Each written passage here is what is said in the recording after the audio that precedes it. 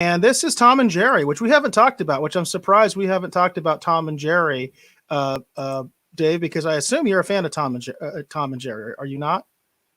I mean, I grew up watching Tom and Jerry. I think isn't Grace Chloe Moretz in this, the hit girl from the Kick-Ass movies?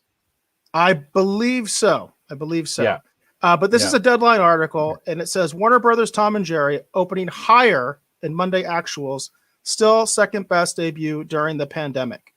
So Huh. what's really interesting about this is Tom and Jerry is a Warner Brothers film. This weekend, it opened up at 14.1 million, which is basically number two for the basically pandemic era. And what's really interesting about this is, of course, Warner Brothers releases all of their films now simultaneously on HBO Max and at the theaters, at the same time. They did this with Wonder Woman. They've been doing this with other films. And a lot of people were wondering what effect this would ultimately have. Now, remember, most theaters are still closed because the two biggest markets, New York and California, their theaters are still closed. New York is starting to open up again. That's something like 25%, but California is still closed. So what's really interesting is to see that apparently AT&T has done something right. You know what I mean? We criticize them all the time, but it looks like this is working. Apparently, they are getting better numbers on HBO Max. They're getting subscribers, but they're also making money at the box office. And I thought this was really interesting that Tom and Jerry seems to have worked. We'll see if it has any legs. I mean, obviously, these are not the kind of numbers that you would want, in the pre-pandemic era. But still, these are really good numbers, and they're even decent numbers for the pre-pandemic era. So I thought this was really interesting that this film has done so well. I don't know. I just thought it was a really interesting thing that Tom and Jerry apparently is really doing well at the box office, despite the fact that it's also available on HBO Max. Yeah, that is interesting. Because I'd heard that that it was going to be you know coming out because they were promoting it pretty hot and heavy. I don't know. There's something about some of these the animation with the live action. Like sometimes it piques my interest and I want to go see it, and then other times it just kind of leaves me kind of cold. I think unfortunately with this one, it's kind of that. It just for whatever reason it just didn't seem to appeal to me at the time. But the funny thing is we have HBO Max here. And I hadn't even thought about it. It's just not top of mind awareness for me, I guess. Is all it is. But it is interesting to see that it's performing well. I mean, I think if this was a film that had come out in a regular film slate, I think it would have been buried. Wouldn't you think, Eric? I mean, I think this film would have been buried. I don't know. I don't know. I honestly don't know. I grew up on Tom and Jerry, and I really liked it. So, I mean, it is competing with other films. I mean, there are other films out there, like Wonder Woman.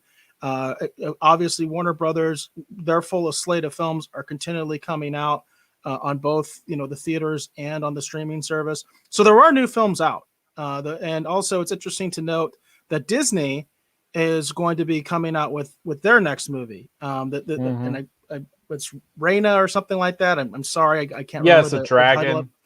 Yeah, so they're going to have theirs coming out in the theaters as well. Although they're also going to do that Disney premium thing, which I think is completely bogus. That's the same thing they did with Mulan. But with Mulan, they didn't do any domestic release of the film. Whereas with Disney, with this new movie, they are going to release in theaters domestically, in addition to having it on that premium Disney Plus, which is basically you have to pay an extra charge on top of your subscription in order to watch that movie, which again I think is bogus. But that's what they're doing. And what's interesting also about that is apparently Disney had some problems with both Cinemark and also with Harkins, which Harkins is the big theater chain here in Arizona. Apparently they are not going to take Disney's movie. Apparently they could not reach a deal with them. So it's kind of interesting to see that Warner Brothers is sort of getting away with what they're doing, but not everybody is in the same boat. Every studio is having to make their own deal, and some of the deals are not going through. Some of the theater chains are actually saying, nope, we're not going to show your movie. And then that was the case with Disney. That Harkins and Cinemark are saying, nope, we're not going to show your movie, Disney. We don't like this deal. So it's kind of interesting to see what's going on there in terms of the box office versus the streaming wars. It's getting harder and harder to distinguish the two because they're especially with what HBO Max has done, they're more and more intertwined together. Well, that's interesting. Yeah, I'm not a big fan of what Disney did with Mulan, to the point that I still haven't seen Mulan. This other thing doesn't really appeal to me. I don't know. There's some of the animated films that I get like, well, some of the animated content I get really excited for, and then some of the other stuff just never really clicks with me. Like I enjoy a lot of the DC animated direct to VOD, whatever they're calling it stuff. I've enjoyed a lot of that. Like the 60s Adam West stuff, where they had Adam West and Burt Ward actually come back before Adam passed away and, do the voice stuff. And I've enjoyed a lot of that stuff. I'm looking forward to the Marvel's What If. I think that What If stuff looks really cool. But there's just some of this other stuff. I don't know. Some of this stuff just doesn't really appeal to me. I do feel like at times that there's stuff being made for a different audience. With some definitely. I mean, there's no doubt. I mean, I think that these things, of course, are geared towards children. And the film that we're talking about from Disney is Raya and the Last Dragon. And this is the Deadline article that says that Cinemark will not be playing it. And again, they also mentioned Harkins will not be playing it, along with another chain that won't be playing it. So it's kind of interesting to see that not every studio is able to make a deal right now, because they're all doing different things.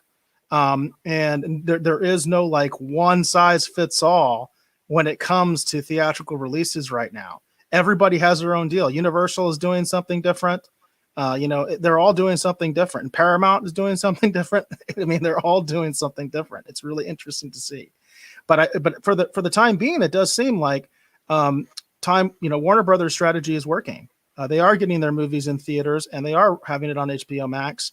And they seem to be doing well on both.